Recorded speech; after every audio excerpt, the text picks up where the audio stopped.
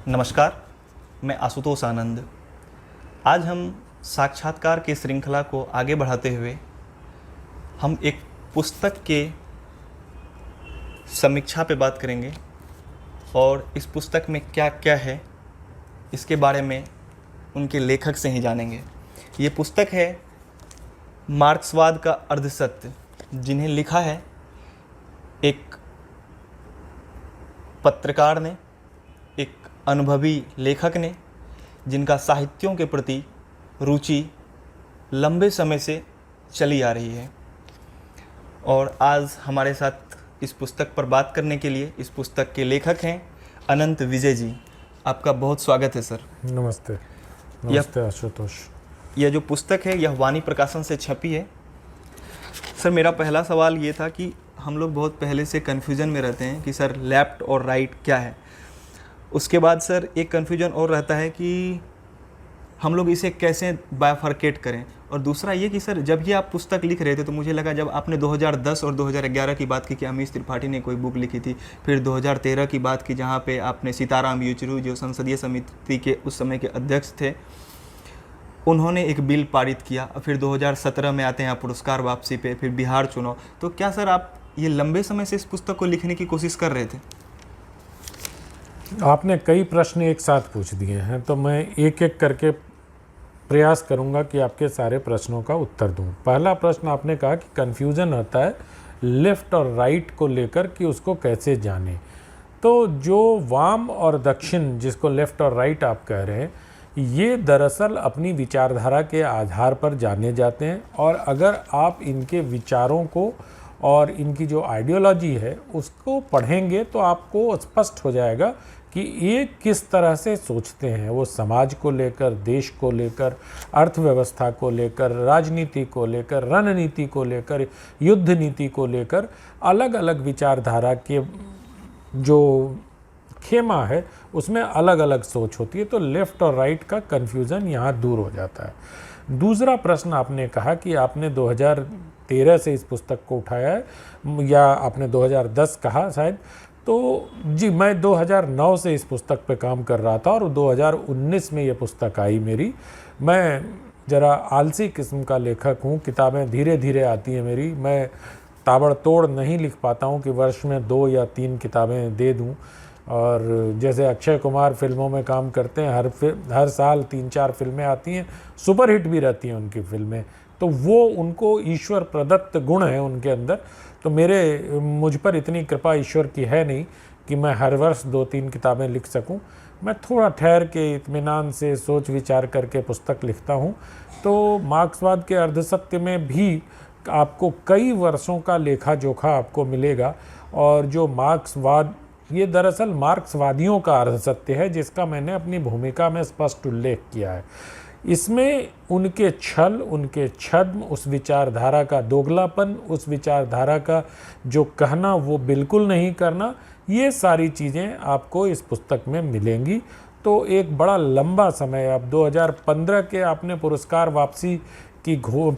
वापसी का जो प्रपंच इस देश में चला, और मैंने साबित किया है जब मैं कोई शब्द अपने बोलता हूँ तो उसके पीछे एक सुचिंतित विचार और एक सुचिंतित मेरा क्या कहते हैं, उसके पीछे एक भावना काम कर रही होती है। तो मैंने इस पुस्तक में ये स्थापित किया है कि पुरस्कार वापसी का जो अभियान था वो एक प्रपंच था और वो एक राजनीति का टूल था।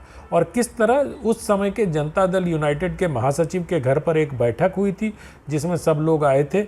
और मुझे इस बात का संतोष है कि इस किताब को प्रकाशित हुए 3 वर्ष से अधिक हो गए हैं, लेकिन अभी तक किसी ने, जितने किरदार पुरस्कार वापसी प्रपंच के थे, उसने किसी ने इसका खंडन नहीं किया। तो अब 3 वर्ष तक अगर खंडन नहीं हुआ और किताब का दूसरा एडिशन और पेपरबैक संस्करण भी प्रकाशित हो चुका है, तो मुझे लगता है कि ये एक लेखक के लिए संतोष की बात है। सर, जब मैं ये बुक पढ़ रहा था तो सबसे ज़्यादा मेरा ध्यान आकर्षित हुआ जब आपने ये लिखा कि इनका जो अर्धसत्य है, उनका आपने कहा कि 1975 में जब इमरजेंसी लगाई तो ये सबसे ज़्यादा उसी को अभिव्यक्ति की स्वतंत्रता पे बातें करते हैं। तो 1975 में जब इमरजेंसी लगाई तो भीष्म सहनी का आपने यहाँ पे यूज़ किया है, तो उन्होंने इनको अनुशासन पर्व कहा।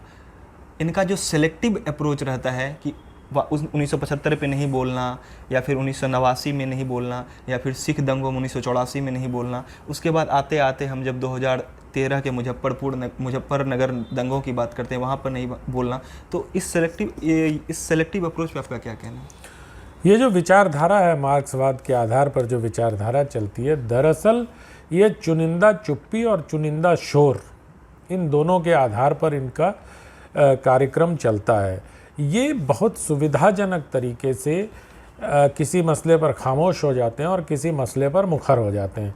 मुझे ये कहने में ज़रा भी संकोच नहीं है कि ये जो प्रगतिशीलता है और जिस तरह से प्रगतिशीलता ने एक समुदाय विशेष के पक्ष में मुखर रहे और एक समुदाय विशेष के पक्ष में उदासीन रहे, मुझे लगता है कि इनकी इस चुनी हुई चुप्पी और इनकी इस चुनी हुई खामोशी की वजह से ही आज देश में सांप्रदायिकता अपने उभार पर पहुंच पाई।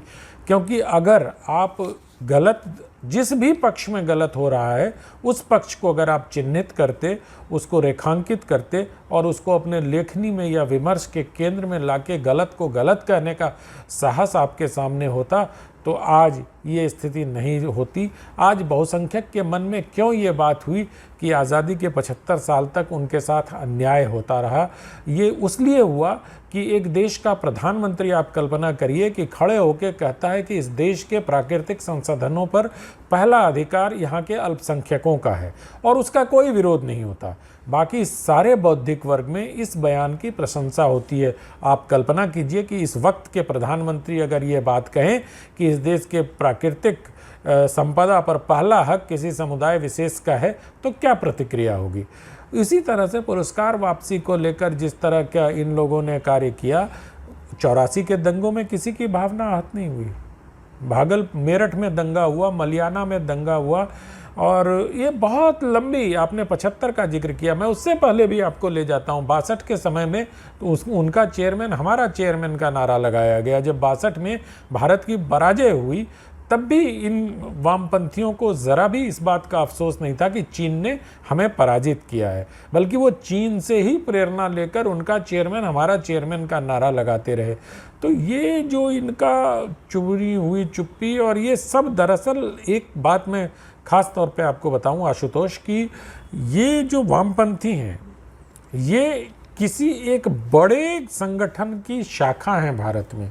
ये आप इनके नाम को देखिए, ये भारत की कम्युनिस्ट पार्टी है, भारतीय कम्युनिस्ट पार्टी नहीं है। ये एक संगठन है, कम्युनिस्ट पार्टी। उसके भारत की कम्युनिस्ट पार्टी, पाकिस्तान की कम्युनिस्ट पार्टी, बांग्लादेश की कम्युनिस्ट पार्टी, चीन की कम्युनिस्ट पार्टी, वियतनाम की कम्युनिस्ट पार्टी, अमेरिका की कम्युनिस्ट पार्टी, लेकिन कम्युनिस्ट पार्टी एक है। तो आप किसी भी कंपनी के, और हेड ऑफिस इसका कहाँ है ये किसी को बोलने की ज़रूरत नहीं है। तो जो ब्रांच मैनेजर्स होते हैं, उनसे तो यही कल्पना की जा सकती है कि वो अपने हेड ऑफिस से या अपने सीईओ से जिस तरह का आदेश उनको मिलेगा वैसा करेंगे। जिस मसले पे खामोश होने का आदेश मिलता है, ये खामोशी ओढ़ लेते हैं। जिस मसले पे बोलने का आदेश होता है, ये मुखर हो जाते हैं। इसमें सर, आपने इस पुस्तक में सबसे ज़्यादा ये जिक्र किया है कि बौद्धिक जो दोहरापन है, ये नज़र आता है। तो सर, जब मैं इस पुस्तक को पढ़ रहा था तो 168 नंबर पेज पे आपने जिक्र किया है कि वीएन मुरुगन हो या कुलबर्गी जी हो, जो वो हमारे सम्मानित हैं, किसी की भी हत्या हो, आपने ये कहा है कि उसमें आवाज़ उठनी चाहिए। लेकिन वहीं पे जब हम देखते हैं सर, तो बंगाल में तस्लीमा नसरीन को आने नहीं दिया जाता है कोलकाता, जबकि वहाँ पे लेफ्ट की सरकार होती है।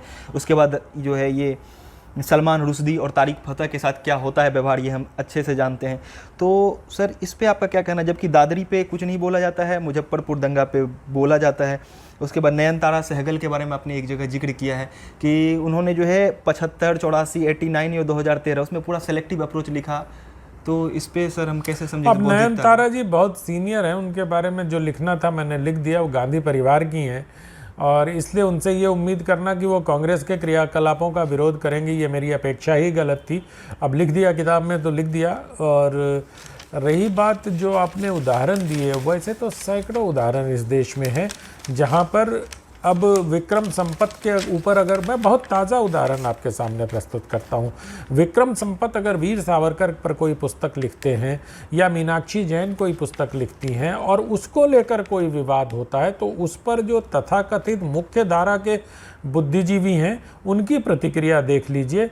और अगर किसी एक दूर दराज के वामपंथी छोटे मोटे लेखक, मोहल्ले का लेखक भी अगर होगा तो ऐसा आसमान सर पे उठा लेते हैं। तो ये तो उनकी प्रवृत्ति और प्रकृति दोनों है, इसलिए इसमें हमें कोई किंचित आश्चर्य नहीं है। ये उनका सिद्धांत भी है, ये उनकी कार्यप्रणाली भी है और ये उनकी कार्यशैली भी है। सर एक जगह आपने जिक्र किया है कि इतिहास लेखन को या इतिहास के पुनर्लेखन को। सर जब मैं 10th पास कर गया, जब हमारी समझदारी हुई, उसके बाद से हम ये सुनते आ रहे हैं कि इतिहास का पुनर्लेखन होना चाहिए, तो सामने वाला एक वर्ग कहता है कि नहीं होना चाहिए, आरएसएस और भाजपा का चाल है।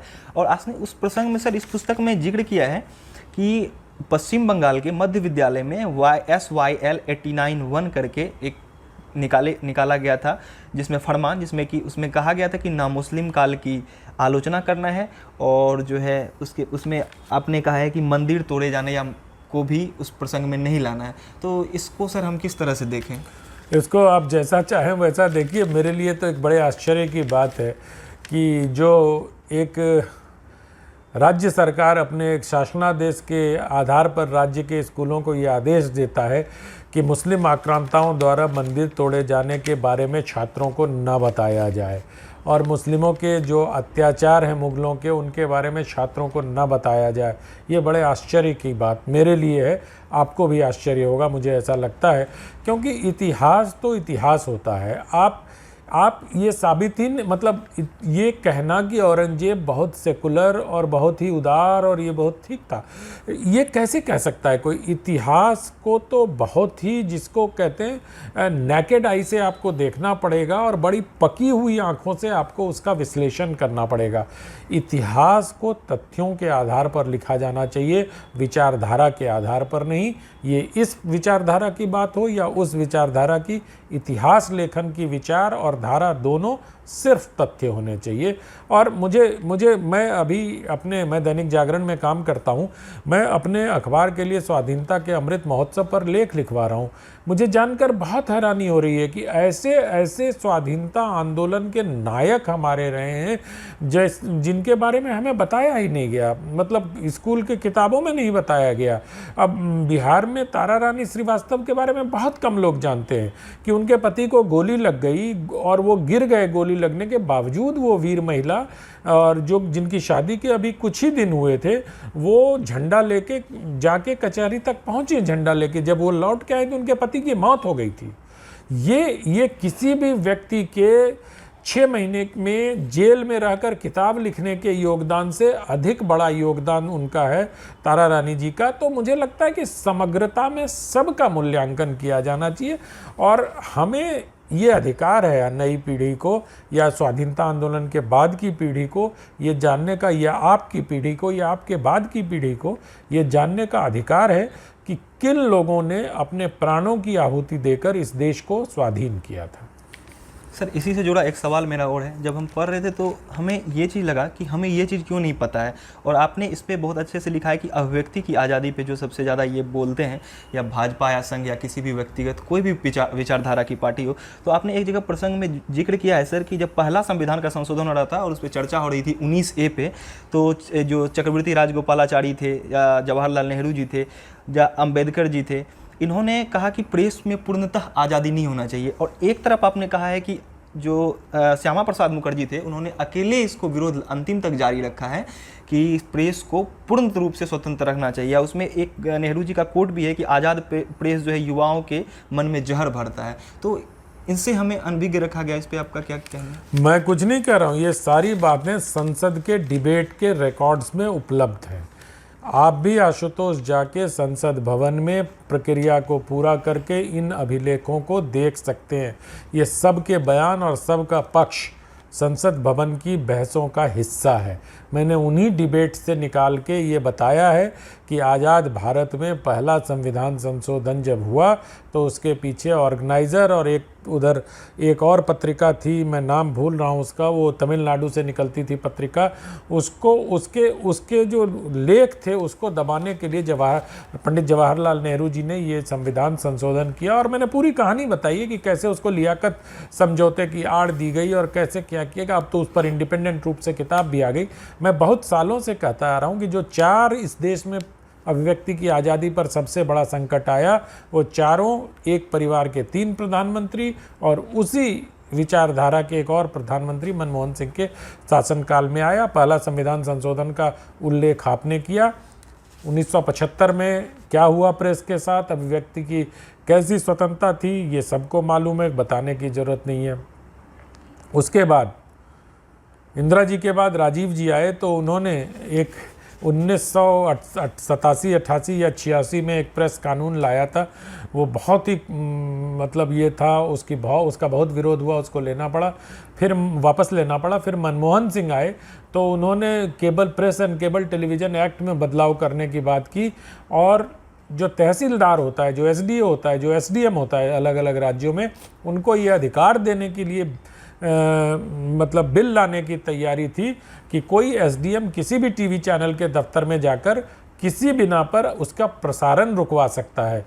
उस वक्त के संपादकों ने और उस वक्त की मीडिया ने विरोध किया तो वो रुक गया। तो ये 4 बड़े उदाहरण स्वतंत्र भारत में हैं जब प्रेस की आज़ादी, या प्रेस की आज़ादी कहीं अलग से प्रेस को आज़ादी नहीं मिलती, जो अभिव्यक्ति की स्वतंत्रता 21A में हमें मिली हुई है उसी से प्रेस भी अपनी स्वतंत्रता अर्जित करता है। तो आप देखिए कि किस तरह से उसको कटेल करने की, उसको चारों तरफ से घेरने की कोशिश की गई। अभिव्यक्ति की आपसे मैं आग्रह करूंगा कि आप संविधान सभा की उन बहसों को देखिए जब ये अभिव्यक्ति की स्वतंत्रता पर बात हो रही थी, किस तरह से हमारे पुरखे और हमारे पूर्वज स्वाधीनता के आंदोलन से निकले हुए, उस यज्ञ से, उस तप से तपे हुए जो पूर्वज हमारे निकले थे, उन्होंने किस तरह के स्वतंत्रता का स्वप्न देखा था और आज़ाद भारत में हमें किस तरह का अभिव्यक्ति की स्वतंत्रता मिली, इस पर विचार किया जाना चाहिए। सर, जब मैंने इस पुस्तक को ख़त्म किया तो उसके बाद मुझे ये रियलाइज़ हुआ कि सबसे ज़्यादा आपने 3 मतलब संघ का यूज़ किया है। एक है प्रगतिशील लेखक संघ, जनवादी लेखक संघ और जन संस्कृति मंच। और इससे जुड़े आपने 3 शब्द कहे कि जो इनका सबसे ज़्यादा प्रमुख मुद्दा रहता है कि फांसीवाद भारत में बढ़ गया है, असहिष्णुता बढ़ गया है और अभिव्यक्ति की स्वतंत्रता पर खतरा है। और उसी से रिलेट करके आपने एक प्रसंग, 2-3 प्रसंग यूज किया है, जैसे कि हंस की गोष्ठी थी, उसमें बड़ावर राव, राजेंद्र यादव, अरुंधति राय जो खुद को वामपंथी लेखक भी कहते हैं, और वो सिर्फ इसीलिए नहीं आए कि विचारों की अदला बदली ना हो, इसलिए गोविंदाचार्य और वहाँ पे अशोक वाजपेयी आ रहे थे। तो दूसरा प्रसंग आपने किया कि कृष्णा सोबती का, कि वो किस तरह से कायनात काजी, जिसने उन्हीं पे पुस्तक लिखा और उनका विमोचन पे सिर्फ इसलिए नहीं आए या उनके चर्चा पे क्योंकि वहाँ सच्चिदानंद जोशी और विजय क्रांति जैसे लोग आ रहे थे। तो सर, हमें ये लगता है कि किस तरह से हम लोग आगे बढ़ें इस विचारधारा को लेकर कि समग्र रूप से किसी की आलोचना या समालोचना हो सके। किसी विचारधारा को आप क्या करना, आपको तो सब कुछ देखिए और सब कुछ समझिए और विवेकवान बनिए और अपने विवेक के आधार पर इस बात का निर्णय लीजिए कि कौन समग्रता में बात करता है और कौन चुनिंदा और सेलेक्टिव होकर बात करता है। देखिए, असहिष्णुता की बहस बेकार है। ये भारतीय समाज विचार से और जन्मना सहिष्णु समाज है। ये सब राजनीति के टूल हैं और अभी अगर चुनाव हो जाए, भारतीय जनता पार्टी पराजित हो जाए तो असहिष्णुता समाप्त हो जाएगा, पूरे देश में सहिष्णुता आ जाएगी। तो ये सब राजनीति के टूल हैं। और जो आपने 3 लेखक संगठनों का नाम लिया, प्रलेश, जलेश और जसम, ये तीनों दरअसल अपनी अपनी पार्टी के बौद्धिक प्रकोष्ठ हैं। मैंने बहुत स्पष्ट रूप से लिखा भी है कि सीपीआई का प्रलेश, सीपीआईएम का जलेश और सीपीआईएमएल का जसम, ये लोग अपने अपने राजनीतिक आकाओं से ज्ञान प्राप्त करके और उनकी राजनीति को आगे बढ़ाने का काम करते हैं। पढ़ने लिखने से अगर इनका कुछ लेना देना होता तो आज तक लेखकों के लिए क्या किया, इस पर विचार किया जाना चाहिए। पिछले दिनों कॉपीराइट विवाद बहुत हो रहा है, लोगों को रॉयल्टी नहीं मिल रहे। विनोद कुमार शुक्ल जैसे वरिष्ठ लेखक को अपनी रॉयल्टी के लिए बात करनी पड़ रही है। क्या इन लेखक संगठनों की जिम्मेदारी नहीं थी कि अपने स्थापना काल से लेकर अभी तक ये रॉयल्टी के मुद्दे पर या इस जो कॉपीराइट के मुद्दे पर कोई अभियान चलाते, कोई बात चलाते? इनको दलितों की चिंता होती है, इनको मुसलमानों की चिंता होती है, अच्छी बात है, लेकिन जब ये किसी संस्थान में पहुंचते हैं तो न दलित को पुरस्कृत करते हैं, न किसी मुस्लिम को पुरस्कृत करते हैं। एक आपसे अनुरोध करता हूं कि आप केंद्रीय साहित्य अकेडमी जाइए, फिरोज शाह रोड पर है, और उनसे पूछिए वहाँ, नहीं तो 10 रुपये की RTI लगा के आप पूछ सकते हैं कि क्या इन संगठनों का जब तक वहाँ प्रभुत्व रहा, किसी हिंदी के लिए किसी दलित या किसी मुस्लिम लेखक को इन्होंने पुरस्कृत किया? नहीं किया। बातें दलित और मुसलमानों की करते रहेंगे, बातें महिलाओं के विकास की करते रहेंगे, लेकिन वही है कि इनकी विचारधारा का मूल आधार ही यही है, जो मैंने अपनी भूमिका में भी जिसका उल्लेख किया है, कि जो कहना है उसको बिल्कुल नहीं करना है। सर, जब इस पुस्तक के अंत में हम देख रहे थे तो इनमें जो नामवर सिंह या राजेंद्र यादव जी जैसे लोगों ने कहा कि आपका साहित्य से जुड़ाव बहुत दिन से रहा है और हम लोग एक पत्रकारिता के छात्र हैं, और कहा भी जाता है कि साहित्य जो है समाज का दर्पण है। आपने एक जगह एक प्रसंग का यूज़ किया है कि संस्कृति पर जो बहस है, दिनकर जी ने कहा था, उसमें उन्होंने कहा था कि ना गोएबल्स की सत्ता चाहिए हमें, ना नाजीवाद का समर्थन, ना स्टालिन का फरमान और ना आनंद भवन का आदेश। सर, और यह बात तब की है जब आपने लिखा है अभी उसमें कि जब देश वामपंथ और नेहरूवियन जो रोमांटिसिज्म में के दौर में था। तो सर, उस साहित्य से निकलकर हमें एक पत्रकार होने के नाते और हमारा जो समाज है उसको कैसे एक अच्छे साहित्य और प्रबुद्ध साहित्य की ओर बढ़ना चाहिए? देखिए, मुझे तो लगता है पत्रकारिता जो है तात्कालिक रूप से लिखा गया साहित्य है। मतलब साहित्य लिखने के लिए थोड़ी ठहराव चाहिए, और पत्रकारिता तुरंत साहित्य लिखना ही पत्रकारिता है। और साहित्य जो होता है वो आपको पत्रकारिता में अच्छे शब्द, आपको सोचने की क्षमता, आपको समग्र दृष्टि, ये सब देता है। ये अलग बात है कि आज के हमारे बहुत सारे संपादक मित्रों ने ये तय कर लिया है कि जो साहित्यकार होगा या जिसकी रुचि साहित्य में होगी वो अच्छा पत्रकार नहीं हो सकता। ये उनका भ्रम है, ये उनका अज्ञान है। इससे वो जितनी जल्दी मुक्ति पालेंगे पत्रकारिता का उतना जल्दी भला होगा। रही बात दिनकर की, तो आपने बहुत अच्छा प्रसंग उठाया। दिनकर जी के पुस्तक में उन्होंने अपने आमुख के पहले ये लिखा है कि वो किसी एक लेखक को न वामपंथी होना चाहिए, न दक्षिणपंथी होना चाहिए, उसको सत्यपंथी होना चाहिए, उसको समाजपंथी होना चाहिए, उसको न किसी चीज़ का आग्रह करना चाहिए, न दुराग्रह करना चाहिए, उसको सत्याग्रह करना चाहिए। सत्य के लिए आग्रह लेखक और पत्रकार का मूल काम और मूल धर्म होना चाहिए। अब हम अपने सवालों के अंतिम चरण में हैं। सर, आपने एक प्रसंग नहीं, उसको आपने एक फैक्ट की तरह यूज़ किया है कि जॉन हॉलिडे की किताब है द अनटोल्ड स्टोरी माओ, उसमें कैसे कैफ़ी आज़मी, शौकत कैफ़ी, चीन में जो महिलाओं की जो उन्होंने हत्या कर दी थी, या फिर जो मीडिया पे अंकुश, और उसके बाद दूसरा आपने एक और बुक का यहाँ पे प्रयोग किया है कि Howard Fast the Naked God, उसमें कैसे कम्युनिस्ट पार्टी वहाँ पे जो है एक में उन्होंने लिखा है कि कम्युनिस्ट पार्टी एक ऐसी मशीन है जिसमें अच्छे लोग तो जाते हैं लेकिन अंततः बुरे में परिवर्तित हो जाते हैं। सर, आप इसको किस आधार पे ऐसा कहते हैं? अब मैं ये तो नहीं कह सकता राहुल गांधी की तरह कि एक तरफ से आलू डालेंगे तो दूसरी तरफ से सोना निकल जाएगा। मैं तो हावर्ड फास्ट की उक्ति है, ये उनका अपना अनुभव है, उसी अनुभव के आधार पर मैंने उनको उद्धृत किया है। ये मेरी राय है कि नहीं है, ये आगे चल के पुस्तक में मैंने स्पष्ट किया है। लेकिन अगर उतने नेकेड ट्रूथ नाम है ना, नेकेड गॉड, क्या नाम है? नेकेड गॉड, उसमें उन्होंने ये उक्ति, वहीं वो पंक्ति मुझे मिली और उसी पंक्ति को मैंने उद्धृत किया। तो इसको देखने के लिए कुछ नहीं, जैसा मैंने कहा ना, आप घटना को घटना की तरह, अगर आज का प्रधानमंत्री अच्छा काम कर रहा है तो आप अच्छा कहिए, बुरा काम कर रहा है तो बुरा करिए। पीछे के प्रधानमंत्री ने अच्छा काम किया तो अच्छा कहिए, बुरा कहिए। अच्छा और बुरा को खांचे में बांटने का साहस और असहमति का भी साहस आपके पास होना चाहिए, क्योंकि अगर आप असहमत नहीं होंगे। और दूसरी एक और बात, जो सबसे ज़रूरी बात आप हमारे युवा साथियाँ पत्रकारिता करेंगे आने वाले दिनों में, एक प्रश्नाकुलता होनी चाहिए अंदर। हर चीज़ को लेकर ये क्यों हुआ, शब्दों को लेकर। अब जयंती, जैसे कल हनुमान जयंती थी या जन्मोत्सव था, मेरे संस्थान में इसको लेकर 3 दिन बहस चली कि जन्मोत्सव होना चाहिए या जयंती लिखना चाहिए। हम लोग एक एक शब्द पर कई कई दिन तक बहस करते हैं कि इसका सही मतलब क्या है और ये शब्द कहाँ से आया।